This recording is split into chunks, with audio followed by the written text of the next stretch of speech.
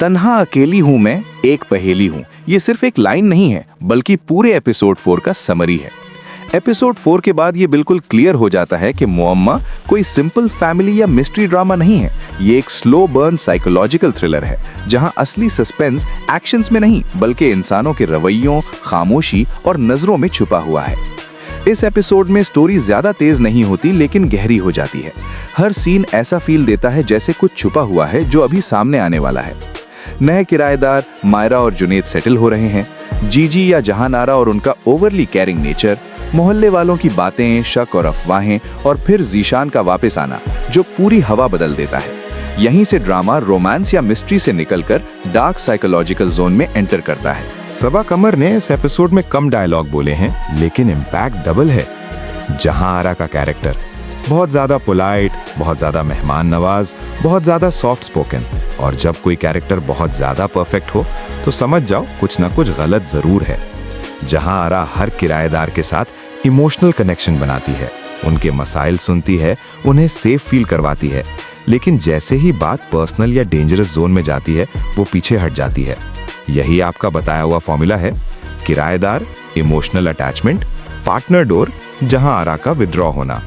Episode 4 में ये formula और ज्यादा सॉलिड हो जाता है। मायरा का कैरेक्टर बिल्कुल ऑडियंस जैसा है, क्यूरियस, थोड़ा ज्यादा सोचने वाली, क्राइम डॉक्यूमेंट्रीज देखकर कंक्लूजन्स निकालने वाली, और जुनैद टिपिकल प्रैक्टिकल बंदा जो बस शांति से खाना खाना चाहता है।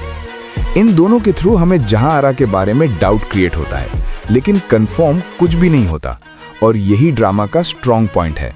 एपिसोड 4 का सबसे डिस्टर्बिंग हिस्सा जीशान का है। अग्रेसिव बिहेवियर, थ्रेटनिंग टोन, जहां पर डायरेक्ट इल्जाम और फिर फिजिकल कॉन्फ्रंटेशन। यहां एक बहुत इंपॉर्टेंट चीज होती है, सच क्लियर नहीं होता कि जहां गिरी या गिराई गई, और ड्रामा हमें जानबूझकर कंफ्यूज रखता है। मोहल्ले वालों ने क्या देखा, आशिक ने क्या देखा, और जहां सच में क्या चाहती है, सब कुछ ग्रे जोन में है। एपिसोड 4 का सबसे पावरफुल डायलॉग मोमेंट, अकेली औरत हो ना, सब मुझे गलत कहते हैं। ये लाइन सिर्फ डायलॉग नहीं, थीम है इस ड्रामा की। सवाल ये नहीं कि जहां इनोसेंट है या गिल्टी, सवाल ये है कि क्या सोसाइटी अकेली औरत को कभी न्यूट्रल रहने देती है। अब आते हैं असली गेम पर। एपिसोड 5 में क्या हो सकता है? जहां का पास्ट धीरे धीरे खुलेगा। एपिसोड 5 में उसके शौहर का जिक्र फिर होगा, लेकिन पूरी कहानी नहीं बताई जाएगी।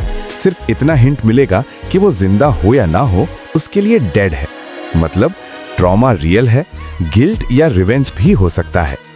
मायरा जहां पर ट्रस्ट करने लगेगी, मोहल्ले वालों के अगेंस्ट खड़ी होगी, लेकिन अननोइंगली खुद इमोशनल ट्रैप में फंस रही होगी। यहीं से डेंजर स्टार्ट होता है। जुनैद ओपनली कुछ नहीं बोलेगा, लेकिन उसका डिस्कम्फर्ट बढ़ता जाएगा। वो बाउंड्रीज फील करेगा जो मायरा इग्नोर कर रही होगी, और जब किराएदार का पार्टनर इमोशनली या फिजिकली दूर होता है तब जहां का पैटर्न एक्टिवेट होता है। दोबारा वापस आ सकता है, या फिर उसके एक्शंस का असर अब सामने आएगा। पुलिस, लीगल प्रेशर या ब्लैकमेल एंगल आ सकता है। जहां किसी को जानबूझकर फंसाती नहीं, बल्कि उन लोगों को अपनी तरफ खींचती है जो ऑलरेडी वीक होते हैं। जैसे ही उनकी लाइफ का दूसरा सहारा वापस आता है, वो खुद को अलग कर लेती है। इसलिए वो विलन भी हो सकती है और विक्टिम भी। और मुअम्मा का असली ट्विस्ट यही होगा कि सच ब्लैक एंड व्हाइट नहीं होगा। अगर आपको मुअम्मा एपिसोड 4 का ये डिटेल्ड रिव्यू और एपिसोड 5 की प्रेडिक्शन पसंद आई हो तो वीडियो को लाइक जरूर करें। इसे शेयर करें अपने दोस्तों के साथ जो पाकिस्तानी ड्रामास देखना पसंद करते हैं।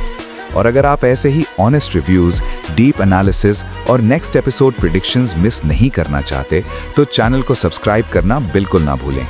This is Amjad drama hub. मिलते हैं नेक्स्ट वीडियो में। अल्लाह हाफिज।